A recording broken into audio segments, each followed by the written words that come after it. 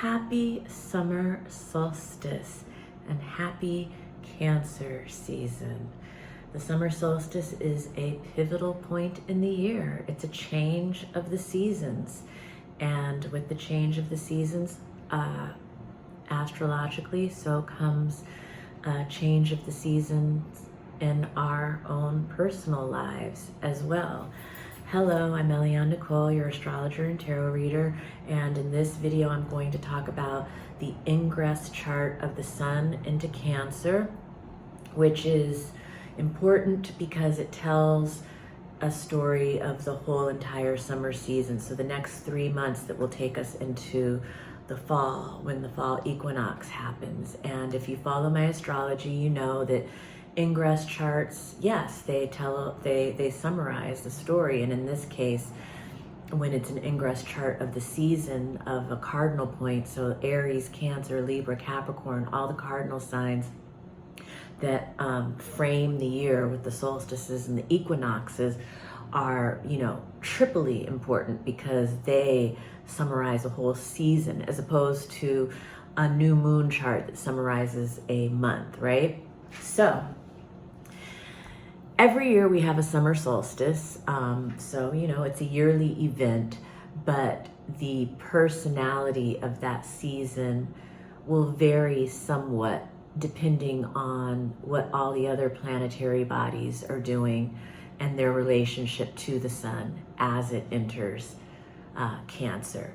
And so the summer solstice is when the sun is at the highest point in the sky. Tropical astrology, which is the kind of astrology that I practice, is all based on the interplay between light and dark throughout the year. In fact, the meaning of every sign, the psychological characteristics, the personality characteristics, the physical characteristics, are all derived from the interplay of light and dark that's going on at that particular time of the year based on the tropical zodiac, which has to do with the solstices and the equinox and the relationship between the sun and the earth. It's all very deep-rooted, philosophical, very intricate, very thorough. None of it is happenstance or haphazard, and I don't want to get into all of the details here, but it's definitely the type of thing that we can talk about in more detail if you contact me for a reading and you want to learn more about where the meaning of your sign comes from. It's all very interesting, and I love doing one-on-one readings with people. It's my greatest joy, and I think it's the way that you get the most out of astrology. But in the meantime, in between time, I like to give these free astrological offerings for anyone who wants access to astrology information. And it's a way to let my family and friends all know in one video what's going on, so I don't have to answer separate texts and emails from everybody about what it means. But yeah, so the summer solstice, basically, it's roughly the halfway point of the year, and so it's a reflective time. Cancer is a very reflective sign. It's a very reflective energy. Cancer is the watery yin temple of the moon. So Cancer season tends to be a time where our emotions and our moods fluctuate. It tends to be a time that's very much focused on, there can be a lot of memories, a lot of nostalgia, a lot about family and safety and security and our home and our privacy. And this Cancer season is triply that, because as the sun ingresses into Cancer this year, both Venus and Mercury are in Cancer, which isn't always the case in the Ingress chart.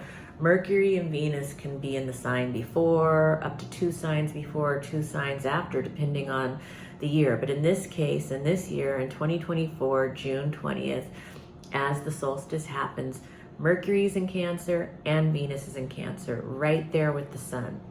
And so this is going to be a very emotional summer. It's going to be a very family-oriented summer. It's going to be a very nostalgic summer, a lot of reflecting on the past and the way things used to be. I mean, the world is changing a lot, and I think that when we're dealing with the energy of Cancer, that energy really laments over the past, really idealizes the past, really wants to hold on to the past and the way that things were. Um, and so that's going to be present through this whole summer season, through September, as kind of like the backdrop of what's going on. Now, depending on our own personal astrology, it may be more so for some than others. And again, that's why I always encourage you to get a reading with me. If you're watching this on YouTube, my email is below in the notes. If you're watching this on Instagram, go to my profile bio, hit the contact button to schedule a reading. I would love to read for you. I read on Zoom, so I can read for people anywhere in the country or anywhere in the world. But back to the summer solstice ingress chart and the Cancer season chart. So when I talk about this chart, I'm talking a lot about, yes, this month, the Cancer season, but also the entire summer season. And what's remarkable, or what's specific about this Cancer season, is that the sun is squaring Neptune, and it's also squaring Black Moon Lilith. So the sun is in a T-square with Neptune and Black Moon Lilith, and Neptune and Lilith are opposing each other. So the Neptunian energy and the Black Moon Lilith energy are going to be very prominent through the entire summer. Now, if you haven't watched, I did a post on my Instagram about Neptune and being in play right now this week, because Neptune squared Mercury, Venus, the Sun, all in a row this week leading into Cancer season. And in the actual Cancer ingress chart, Neptune is squaring the Sun. So go and watch that video. It's a big old wave that's happening, which, is interesting because Cancer also rules the beach. So, I think beaches, for some reason, and waves will definitely be in the headlines this summer. But I digress.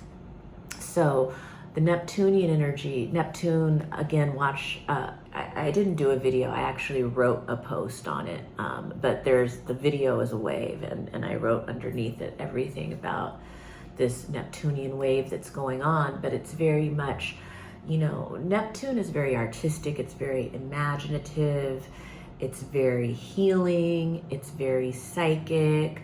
But when we're dealing with Neptune squares and Neptune oppositions, we get into the shadow side of Neptune, which sometimes can have to do with illusion, delusion, escapism, addiction. It can have to do with confusion, messiness, chaos. In weather conditions, it can have to do with, because Neptune is in Pisces, it can have a lot to do with floods. It can have to do with, even tsunamis, floods, anything with like water really taking over. And there's more. And it can be a deceptive energy. It can have to do with smoke and mirrors. Black Moon Lilith being in the mix has to do with the dark feminine. And again, the dark feminine is not always a bad thing. It's often something that is feared in our culture because it has a lot to do with feminine power. It can have to do with unapologetic feminine rage, unapologetic feminine sexuality, unapologetic feminine power. It can have to do with, in women or men, our own subconscious or superconscious, repressed, suppressed, deeper, darker feminine urges. And that's different for everybody. But Black Moon Lilith being in opposition and being in square, you can see that there can be, like, in terms of the collective story, like feminine issues of feminine rage, feminine sexuality, feminine power really rising to the surface in the summer to be confronted and dealt with.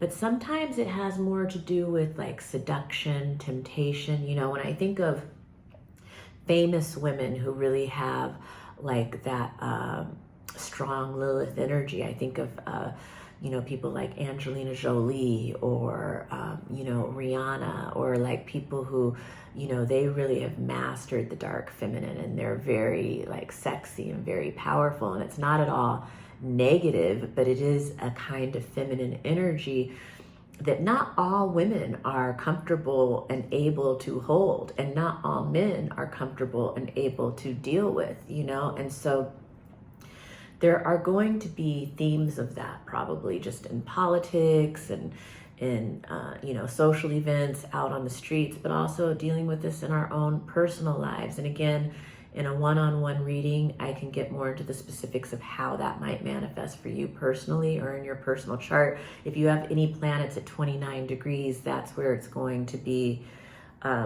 more manifesting in a personal way, as opposed to something that you're observing happening on the world stage or with people around you.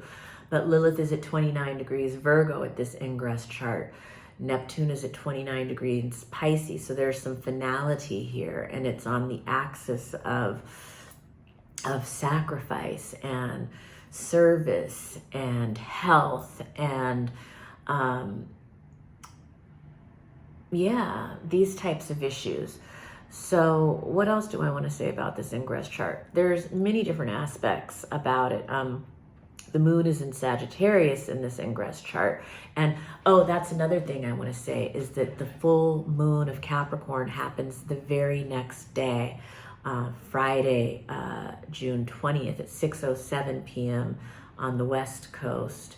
And so there's a culminating point in the Capricorn section of our charts.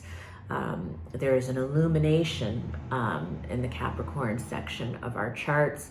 You know, Capricorn has a lot to do with our status, our reputation, our work life, and our public life, which is very much in opposition to what the Cancer energy represents, which is our personal life, our innermost feelings, our home, our privacy, our family. And this Capricorn full moon is more about our achievements, our status, our reputation, our work life, our financial life.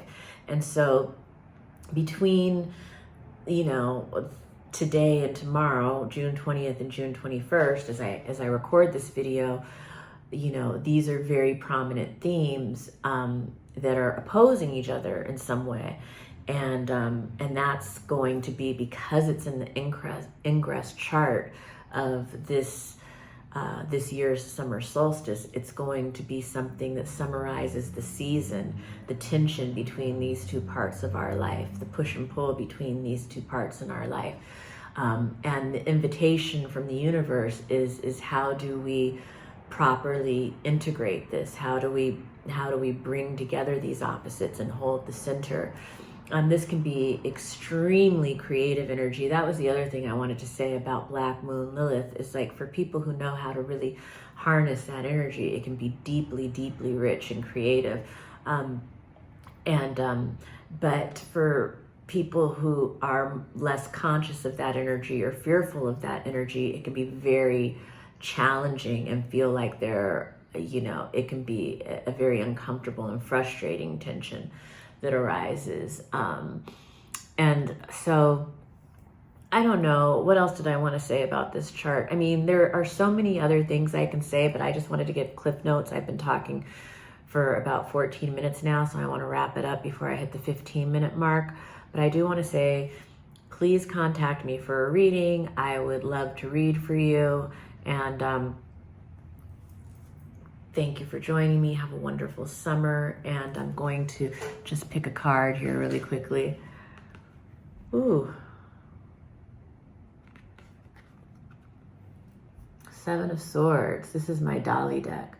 This has to do with the release of sensitive information. Yeah, I mean, Mercury's in Cancer and Venus is in Cancer during this Ingress chart. And Mercury in Cancer, you know, Mercury just came from his home in Gemini and he's now in Cancer. And this is more emotional in our thought processes. This is more sensitive. And Venus in Cancer is very nurturing. You know, this is a lot about nurturing others and nurturing ourselves through what may be some difficult times in the world or through difficult times in our families. But we're going to get through it. And we always do, you know. So thank you for joining me, and I look forward to reading for you one-on-one. Please contact me for a reading, and have a wonderful, wonderful Cancer season and summer season. Bye now.